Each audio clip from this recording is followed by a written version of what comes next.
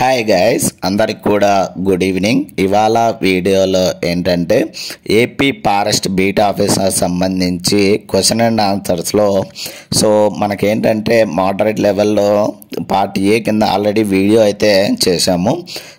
ఇప్పుడు ఈ వీడియోలో ఏంటంటే పార్ట్ బి సంబంధించి రిమైనింగ్ క్వశ్చన్ అండ్ ఆన్సర్స్ అనేది అయితే చూద్దాము.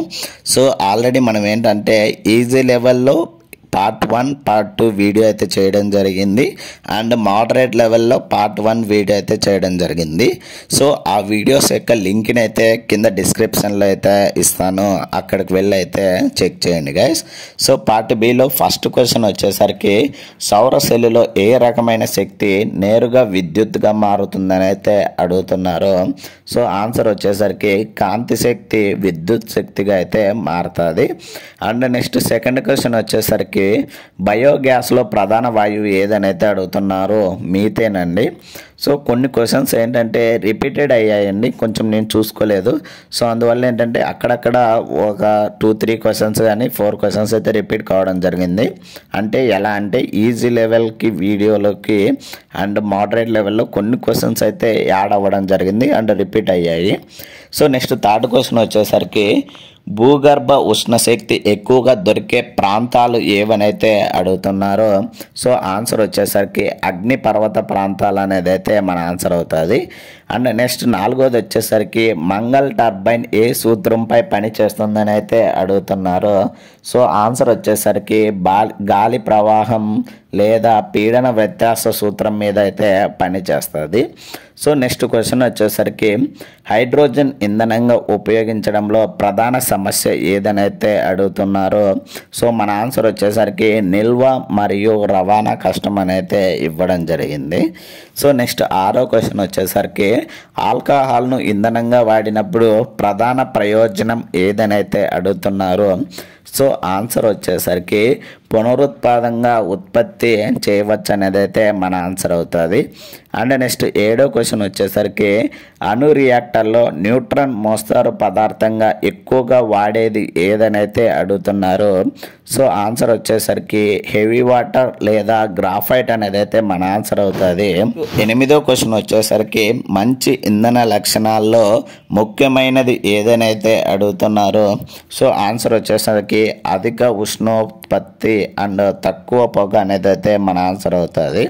అండ్ నెక్స్ట్ తొమ్మిదో క్వశ్చన్ వచ్చేసరికి అణుశక్తి వల్ల కలిగే పెద్ద ప్రమాదం ఏదనైతే అడుగుతున్నారు. ఆన్సర్ వచ్చేసరికి రేడియో ధార్మిక కాలుష్యం అనేది అయితే మన ఆన్సర్ అవుతుంది. అండ్ నెక్స్ట్ 10వ క్వశ్చన్ వచ్చేసరికి శిలీంధ్రాలు ఏ పోషణ విధాన్ని అనుసరిస్తాయని అయితే అడుగుతున్నారు. ఆన్సర్ వచ్చేసరికి సాప్రోపైటిక్ అనేది అయితే మన ఆన్సర్ అవుతుంది. అండ్ నెక్స్ట్ 11వ క్వశ్చన్ వచ్చేసరికి గిడ్డి దొరికినప్పుడు మిడతలో ఆహారం ఎలా జీర్ణం అవుతుందని అయితే అడుగుతున్నారు. మన ఆన్సర్ వచ్చేసరికి జవ్వ కళ్ళలో చూర్ణం, గుటికలో ఎంజైములతో రసాయన జీర్ణం అనేది అయితే మన ఆన్సర్ అవుతుంది. అండ్ నెక్స్ట్ 12వ క్వశ్చన్ వచ్చేసరికి మొక్కలలో ఫోటోసింథసిస్ రేటును ప్రభావితం చేసే బాహ్య కారకం ఏదనైతే అడుగుతున్నారు. ఆన్సర్ వచ్చేసరికి కాంతి తీవ్రత అనేది అయితే మన ఆన్సర్ అవుతుంది. అండ్ నెక్స్ట్ 13వ క్వశ్చన్ వచ్చేసరికి మనిషి జీర్ణ వ్యవస్థలో పెద్ద ప్రేగు ప్రధాన పాత్ర ఏమి అని అయితే అడుగుతున్నారు. ఆన్సర్ వచ్చేసరికి నీటిని పీల్చుకోవడం అనేది అయితే మన ఆన్సర్ అవుతుంది. అండ్ నెక్స్ట్ 14వ క్వశ్చన్ వచ్చేసరికి శ్వాసక్రియలో ఏటీపీ ఉత్పత్తి అయ్యేది ఎక్కడనైతే అడుగుతున్నారు. ఆన్సర్ వచ్చేసరికి మైటోకాండ్రియాలు అనేది అయితే మన ఆన్సర్ అవుతుంది. అండ్ నెక్స్ట్ 15వ క్వశ్చన్ వచ్చేసరికి ఈదురు కీటకంలో శ్వాస అవయవం ఏదనైతే అడుగుతున్నారో ఆన్సర్ వచ్చేసరికి ట్రాకియా అండి. నెక్స్ట్ క్వశ్చన్ వచ్చేసరికి 16వది మనిషి ఊపిరితిత్తుల్లో గ్యాస్ మార్పిడి జరిగేది ఎక్కడ అని అయితే అడుగుతున్నారు. ఆన్సర్ వచ్చేసరికి అల్వియోలి అనేది అయితే మన ఆన్సర్ అయితే అవుతుంది. అండ్ నెక్స్ట్ 17వ క్వశ్చన్ వచ్చేసరికి సస్యాల్లో రాత్రిపూట వాయువుల మార్పిడి ఎలా జరుగుతుందని అయితే అడుగుతున్నారు. ఆన్సర్ వచ్చేసరికి కణ శ్వాస O2 తీసుకోవడం, CO2 విడుదల చేయడం అయితే జరుగుతుంది. అండ్ నెక్స్ట్ క్వశ్చన్ వచ్చేసరికి కీటకాల్లో గాలి ప్రసరణకు సహాయపడే రంధ్రాలు ఏవనైతే అడుగుతున్నారో సో ఆన్సర్ వచ్చేసరికి స్పైరాకిల్స్ అనేది అయితే మన ఆన్సర్ అనేది అయితే అవుతుంది. అండ్ నెక్స్ట్ 19వ క్వశ్చన్ వచ్చేసరికి అనెరోబిక్ శ్వాసలు ఉత్పత్తి అయ్యేది ఏవైతే అడుగుతున్నారో సో ఆన్సర్ వచ్చేసరికి ఎథనాల్ లేదా లాక్టిక్ ఆమ్లం ప్లస్ తక్కువ ఉత్పత్తి అనేది అయితే మన ఆన్సర్ అనేది అయితే అవుతుంది. అండ్ నెక్స్ట్ 20వ క్వశ్చన్ వచ్చేసరికి మొక్కల్లో నీరు ఖనిజాలు రవాణా జరిగేది ఏ ద్వారానైతే అడుగుతున్నారో సో ఆన్సర్ వచ్చేసరికి జైలం ద్వారా అయితే జరుగుతుంది. అండ్ నెక్స్ట్ వచ్చేసరికి పత్రాల్లో తయారైన ఆహారం రవాణా అయ్యేది ఏ ద్వారా అయితే అడుగుతున్నారు సో ఆన్సర్ వచ్చేసరికి పోయిలం అండి. సో ఈ 2 క్వశ్చన్లు మనకైతే చాలా రిపీట్ అవుతున్నాయి. నిన్న మనమైతే ఈజీ లెవెల్లో ఆల్రెడీ చూసుకున్నాము. సో అవి అండ్ ఇక్కడ కూడా ఇవి రిపీట్ అయ్యాయి. సో వాటిలో కూడా చెప్పడం జరిగింది. సో ఈ రెండింటిలో అయితే ఒక క్వశ్చన్ రావచ్చు మేబీ అని అయితే చెప్పుకున్నాము. సో ఏంటంటే వే ఆఫ్ క్వశ్చనింగ్ అయితే కొంచెం డిఫరెంట్గా చేంజ్ చేసి అడుగుతున్నారు. సో మనమైతే కొంచెం చెక్ చేయాల్సింది అయితే ఉంటుంది. అబ్జర్వ్ చేయండి గైస్. సో ఇంకోటి ఏంటంటే వీడియోను ఎవరైనా కానీ కొత్తగా చూస్తున్నట్లయితే please like share and subscribe చేసుకోవడం అయితే మర్చిపోద్దండి గైస్. సో ఈ వీడియోకి అయితే నేనైతే 60 లైక్లు అయితే ఎక్స్పెక్ట్ చేస్తున్నాను. లైక్ చేయడం అయితే మర్చిపోద్దండి గైస్. సో నెక్స్ట్ వచ్చేసరికి రక్త గడ్డ కట్టడంలో సహాయపడే ప్లాస్మా ప్రోటీన్ ఏదైతే అడుగుతున్నారో సో ఆన్సర్ వచ్చేసరికి పెప్రినోజన్ అనేది అయితే మన ఆన్సర్ అవుతుంది. అండ్ నెక్స్ట్ 23వ క్వశ్చన్ వచ్చేసరికి రక్త గ్రూప్ కనుగొన్న శాస్త్రవేత్త ఎవరనైతే అడుగుతున్నారో సో ఆన్సర్ వచ్చేసరికి కార్ల్ ల్యాండ్ స్టీనర్ అని అయితే మన ఆన్సర్ అనేది అయితే అవుతుంది. అండ్ నెక్స్ట్ క్వశ్చన్ వచ్చేసరికి మానవ గుండె రక్త ప్రసరణలో ఎన్ని గదులు ఉంటాయని అయితే అడుగుతున్నారు సో ఆన్సర్ వచ్చేసరికి 4 గదులు అండి. అండ్ నెక్స్ట్ 25వ క్వశ్చన్ వచ్చేసరికి లింఫ్ వ్యవస్థ ముఖ్యమైన పాత్ర ఏదనైతే అడుగుతున్నారో సో ఆన్సర్ వచ్చేసరికి కణజాల ద్రవం సేకరించడం రక్షణలో సహకారం అనేది అయితే మన ఆన్సర్ అనేది అయితే అవుతుంది. నెక్స్ట్ 26వ క్వశ్చన్ వచ్చేసరికి భూమి పురుగులో విసర్జన అవయవం ఏదనైతే అడుగుతున్నారో సో ఆన్సర్ వచ్చేసరికి నెఫ్రిడియా అనేది అయితే మన ఆన్సర్ అవుతుంది. నెక్స్ట్ 27వ క్వశ్చన్ వచ్చేసరికి మనిషి మూత్రపిండాల్లో రక్తశుద్ధి జరిగేది ఏ యూనిట్లనైతే అడుగుతున్నారో సో ఆన్సర్ వచ్చేసరికి నెఫ్రాన్లు అయితే మన ఆన్సర్ అవుతుంది. అండ్ నెక్స్ట్ 28వ క్వశ్చన్ వచ్చేసరికి ప్రతిచర్య రిఫ్లెక్స్ యాక్షన్ నియంత్రణ ఏ భాగం ద్వారా అయితే జరుగుతుందని అయితే అడుగుతున్నారు సో ఆన్సర్ వచ్చేసరికి వెన్నుముక్క నాడి అండి. సో స్పైనల్ కార్డ్ ద్వారా అయితే జరుగుతుంది. అండ్ నెక్స్ట్ 29వ క్వశ్చన్ వచ్చేసరికి ఈస్ట్లో జరిగే ప్రజన విధానం ఏదనైతే అడుగుతున్నారో సో ఆన్సర్ వచ్చేసరికి ముక్కల్చు బడ్డింగ్ ద్వారా అయితే జరుగుతుంది. 30వ క్వశ్చన్ వచ్చేసరికి పార్థనోకార్పీ ద్వారా ఏమి ఏర్పడుతుందని అయితే అడుగుతున్నారు సో ఆన్సర్ వచ్చేసరికి గింజలేని పండ్లు అనేది అయితే మన ఆన్సర్ అవుతుంది. అండ్ నెక్స్ట్ 31వ క్వశ్చన్ వచ్చేసరికి మొక్కలలో పరాగ సంపర్కం తర్వాత జరిగే ప్రక్రియ ఏదనైతే అడుగుతున్నారో సో ఆన్సర్ వచ్చేసరికి ఫర్టిలైజేషన్ అండి, నిశ్చితీకరణ అనేది అయితే మన ఆన్సర్ అవుతుంది. అండ్ నెక్స్ట్ 32వ క్వశ్చన్ వచ్చేసరికి మానవ స్త్రీ ప్రజనన అవయవంలో గర్భధారణ జరిగేది ఎక్కడనైతే అడుగుతున్నారు సో ఆన్సర్ వచ్చేసరికి గర్భాశయం అండి, యుటరస్లో అయితే జరుగుతుంది. అండ్ నెక్స్ట్ 33వ క్వశ్చన్ వచ్చేసరికి డిఎన్ఏ యొక్క నిర్మాణాన్ని కనుగొన్న శాస్త్రవేత్తలు ఎవరనైతే అడుగుతున్నారో సో ఆన్సర్ వచ్చేసరికి వాట్సన్ మరియు క్రిక్ అనేది అయితే మన ఆన్సర్ అవుతుంది. అండ్ నెక్స్ట్ 34వ క్వశ్చన్ వచ్చేసరికి లింగ నిర్ణయం మనుషుల్లో ఏ క్రోమోజోమ్ ఆధారంగా జరుగుతుందని అయితే అడుగుతున్నారు సో ఆన్సర్ వచ్చేసరికి వై క్రోమోజోమ్ ద్వారా అయితే జరుగుతుంది. అండ్ నెక్స్ట్ 35వ క్వశ్చన్ వచ్చేసరికి పరిణామ సిద్ధాంతాన్ని ప్రతిపాదించిన శాస్త్రవేత్త ఎవరనైతే అడుగుతున్నారో సో ఆన్సర్ వచ్చేసరికి చార్లెస్ డార్విన్ అనేది అయితే మన ఆన్సర్ అవుతుంది. అండ్ నెక్స్ట్ 36వ క్వశ్చన్ వచ్చేసరికి కత్తరడం లేదా గ్రాఫ్టింగ్ ఏ విధమైన ప్రజననకు ఉదాహరణలు అయితే అడుగుతున్నారు. సో ఆన్సర్ వచ్చేసరికి వృక్షజ ప్రజననం అనేది అయితే మన ఆన్సర్ అవుతుంది. అండ్ నెక్స్ట్ 37వ క్వశ్చన్ వచ్చేసరికి మానవ అభివృద్ధిలో కౌమార దశలో ప్రధాన మార్పులు ఎందుకు వస్తాయని అయితే అడుగుతున్నారు.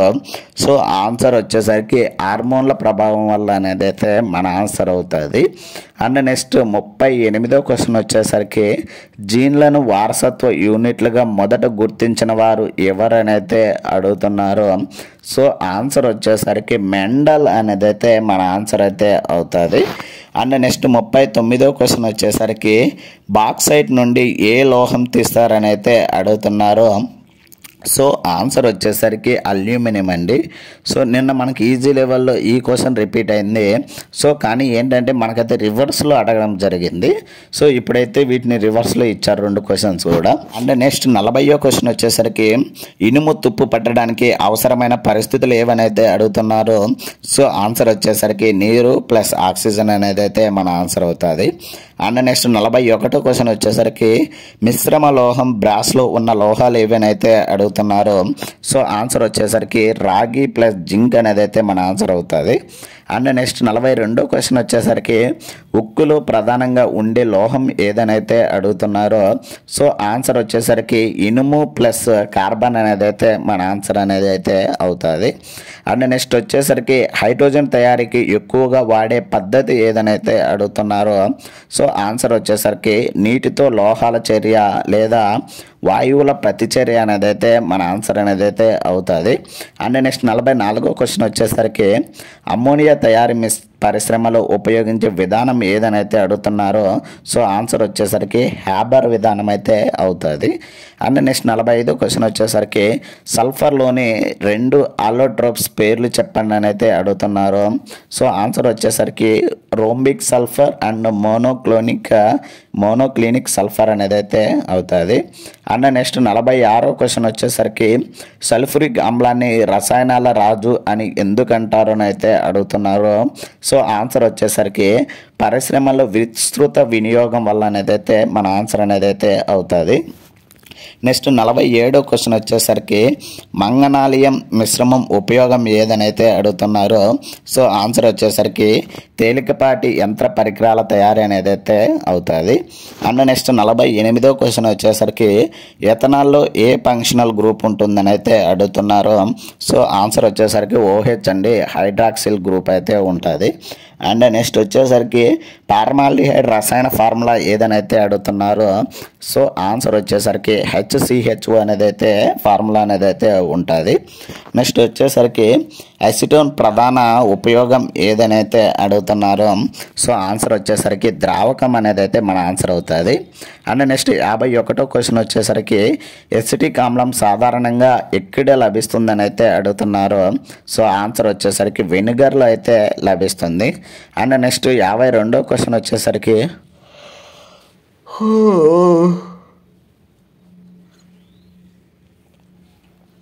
పాలిథిన్ ఏ విధమైన పదార్థం అనేది అడుగుతున్నారు. సో ఆన్సర్ వచ్చేసరికి సింథటిక్ పాలిమర్ అనేది అయితే మన ఆన్సర్ అవుతుంది. అండ్ నెక్స్ట్ 53వ క్వశ్చన్ వచ్చేసరికి సబ్బులో ఉండే కరిచే సమూహం ఏదనైతే అడుగుతున్నారు. సో ఆన్సర్ వచ్చేసరికి sodium salt of fatty acid అనేది అయితే ఉంటుంది, COONE అనేది అయితే ఉంటుంది. అండ్ నెక్స్ట్ 54వ క్వశ్చన్ వచ్చేసరికి డిటర్జెంట్లు ప్రధాన దుష్ప్రభావం ఏదనైతే అడుగుతున్నారు. సో ఆన్సర్ వచ్చేసరికి నీటిలో సులభంగా కరుగని కాలుష్యం అనేది అయితే మన ఆన్సర్ అవుతుంది. అండ్ నెక్స్ట్ 55వ క్వశ్చన్ వచ్చేసరికి ఇథనాల్ను తయారు చేయడానికి సాధారణ పద్ధతి ఏదనైతే అడుగుతున్నారో. సో ఆన్సర్ వచ్చేసరికి చక్కెరల పర్మెంటేషన్ అనేది అయితే మన ఆన్సర్ అవుతుంది. అండ్ నెక్స్ట్ 56వ క్వశ్చన్ వచ్చేసరికి గ్రీన్ హౌస్ ప్రభావానికి ప్రధాన కారణ వాయువు ఏదనైతే అడుగుతున్నారు. సో ఆన్సర్ వచ్చేసరికి కార్బన్ డైఆక్సైడ్ అయితే మన ఆన్సర్ అవుతుంది. నెక్స్ట్ వచ్చేసరికి ఓజోన్ పొర నాశనం చేసే రసాయనాలు ఏవైనా అయితే అడుగుతున్నారు. సో ఫ్లోరో కార్బన్లు అయితే మన ఆన్సర్ అవుతుంది. ఈ క్వశ్చన్స్ కూడా రిపీట్ అయితే అవ్వాయి గైస్. ఈ 2 క్వశ్చన్స్ కూడా రిపీట్ కావడం అయితే జరిగింది. అండ్ నెక్స్ట్ 58వ క్వశ్చన్ వచ్చేసరికి శబ్ద కాలుష్యం నియంత్రణకు మంచి పద్ధతి ఏదనైతే అడుగుతున్నారో సో ఆన్సర్ వచ్చేసరికి శబ్ద నిరోధక గోడలు చెట్లు నాటడం అనేది అయితే మన ఆన్సర్ అవుతుంది. అండ్ నెక్స్ట్ 59వ క్వశ్చన్ వచ్చేసరికి జీవావశేష వ్యర్థ పదార్థాలు ఏ రకానికి చెందుతాయని అయితే అడుగుతున్నారు. సో ఆన్సర్ వచ్చేసరికి బయోడిగ్రేడబుల్ కింద అయితే మన ఆన్సర్ అయితే అవుతుంది. అండ్ నెక్స్ట్ 60వ క్వశ్చన్ వచ్చేసరికి భూగర్భ జలాలను రీఛార్జ్ చేయడానికి ప్రధాన పద్ధతి ఏదనైతే అడుగుతున్నారో సో ఆన్సర్ వచ్చేసరికి రెయిన్ వాటర్ హార్వెస్టింగ్ అనేది అయితే మన ఆన్సర్ అవుతుంది. అండ్ నెక్స్ట్ 61వ క్వశ్చన్ వచ్చేసరికి గ్లోబల్ వార్మింగ్ ప్రభావంగా మొదట ప్రభావితం అయ్యేది ఏదనైతే అడుగుతున్నారో సో ఆన్సర్ వచ్చేసరికి హిమనదుల కరుగుదల సముద్ర మట్టం పెరగడం అనేది అయితే మన ఆన్సర్ అయితే అవుతుంది. అండ్ నెక్స్ట్ 62వ క్వశ్చన్ వచ్చేసరికి వృక్ష సంపద సంరక్షణలో ప్రధాన పద్ధతి ఏదనైతే అడుగుతున్నారో సో ఆన్సర్ వచ్చేసరికి అపారిస్టేషన్ అనేది అయితే మన ఆన్సర్ అయితే అవుతుంది. అండ్ నెక్స్ట్ 63వ క్వశ్చన్ వచ్చేసరికి ఆమ్ల వర్షానికి ప్రధాన కారణ వాయువులు ఏవైతే అడుగుతున్నారో సో ఆన్సర్ వచ్చేసరికి SO2 అండ్ నైట్రస్ ఆక్సైడ్ అనేది అయితే మన ఆన్సర్ అవుతుంది. అండ్ నెక్స్ట్ 64వ క్వశ్చన్ వచ్చేసరికి పర్యావరణ సమతుల్యం భంగం కలిగించేందుకు ముఖ్య కారణం ఏదనైతే అడుగుతున్నారో సో పర్యావరణ సమతుల్యతను భంగం కలిగించే ముఖ్య కారణం వచ్చేసరికి మానవ చర్యలు అనేది అయితే మన ఆన్సర్ అయితే అవుతుంది. సో అవేంటంటే ఇండస్ట్రియలైజేషన్ అండ్ డిఫారెస్టేషన్ అనేది అయితే మన ఆన్సర్ అండి. అండ్ నెక్స్ట్ 65వ క్వశ్చన్ వచ్చేసరికి పబ్లిక్ అవగాహన కార్యక్రమాల్లో ఒక ఉదాహరణ ఇవ్వమని అయితే చెప్తున్నారు. సో ఆన్సర్ వచ్చేసరికి స్వచ్ఛ భారత్ అండ్ వనమయోహత్వం అనేది అయితే మన ఆన్సర్ అయితే అవుతుంది. అండ్ నెక్స్ట్ 66వ క్వశ్చన్ వచ్చేసరికి అశ్వగంధ ఉపయోగం ఏమిటని అయితే అడుగుతున్నారు. సో ఆన్సర్ వచ్చేసరికి శక్తి రోగ నిరోధక శక్తి అయితే పెంపు అనేది అయితే మన ఆన్సర్ అవుతుంది. అండ్ నెక్స్ట్ వచ్చేసరికి జింజర్ ప్రధాన ఔషధ గుణం ఏదనైతే అడుగుతున్నారు. సో ఆన్సర్ వచ్చేసరికి జీర్ణక్రియలో సహాయం అనేది అయితే మన ఆన్సర్ అవుతుంది. అండ్ నెక్స్ట్ 68వ క్వశ్చన్ వచ్చేసరికి పసుపు ఔషధ గుణం ఏంటని అయితే అడుగుతున్నారు. యాంటీసెప్టిక్ అండ్ గాయాల మాన్పుట అనేది అయితే మన ఆన్సర్ ఇవ్వడం జరిగింది. సో ఈ క్వశ్చన్ కూడా రిపీట్ అయితే అయ్యింది. అండ్ నెక్స్ట్ 69వ క్వశ్చన్ వచ్చేసరికి వెల్లుల్లి రక్త సంబంధ వ్యాధులకు ఎందుకు ఉపయోగపడుతుందని అయితే అడుగుతున్నారు. సో ఆన్సర్ వచ్చేసరికి కొలెస్ట్రాల్ తగ్గింపుకి అయితే మన ఆన్సర్ అయితే కరెక్ట్ అండి. నెక్స్ట్ 70వ క్వశ్చన్ వచ్చేసరికి తులసి ఏ వ్యాధులకు ఉపయోగపడుతుందని అయితే అడుగుతున్నారు. సో ఆన్సర్ వచ్చేసరికి జలుబు దగ్గు శ్వాస సంబంధ వాటికైతే మనకైతే తులసి అనేది అయితే ఉపయోగపడుతుంది. అండ్ నెక్స్ట్ వచ్చేసరికి సర్పగంధ ఔషధ మొక్క ఏ వ్యాధికి వాడతారని అయితే అడుగుతున్నారు. సో ఆన్సర్ వచ్చేసరికి మానసిక వ్యాధులు రక్తపోటుకు అయితే ఉపయోగపడుతుంది. నెక్స్ట్ 72వ క్వశ్చన్ వచ్చేసరికి అర్జున చెట్టు తొక్కను ఏ వ్యాధికి వాడతారని అయితే అడుగుతున్నారు. సో ఆన్సర్ వచ్చేసరికి గుండె వ్యాధులకైతే వాడతారు. అండ్ నెక్స్ట్ 73వ క్వశ్చన్ వచ్చేసరికి ఆమ్ల ఆవులలో ప్రధాన పోషక పదార్థం ఏదనైతే అడుగుతున్నారో. సో ఆమ్లాలో ప్రధాన పోషకం వచ్చేసరికి విటమిన్ సి అనేది అయితే మన ఆన్సర్ అవుతుంది. అండ్ నెక్స్ట్ 74వ క్వశ్చన్ వచ్చేసరికి చందనం వాడకం ఏంటని అయితే అడుగుతున్నారు. సో ఆన్సర్ వచ్చేసరికి సుగంధ ద్రవ్యాలు చర్మ సమస్యలకైతే చందనం అనే దాన్ని అయితే వాడతారు. అండ్ నెక్స్ట్ 75వ క్వశ్చన్ వచ్చేసరికి వేప ఔషధ గుణం ఏమిటని అయితే అడుగుతున్నారు. సో ఆన్సర్ వచ్చేసరికి యాంటీ బ్యాక్టీరియల్ అండ్ చర్మ వ్యాధులకైతే వేప యొక్క ఔషధ గుణం అండి. సో ఇది ఇవాల్టి వీడియోలో గైస్. ఇలాంటి మరిన్ని వీడియోస్ అండ్ మరిన్ని అప్డేట్స్ కోసం అయితే please like share and subscribe చేసుకోవడం అయితే మర్చిపోద్దండి guys. Thank you for watching.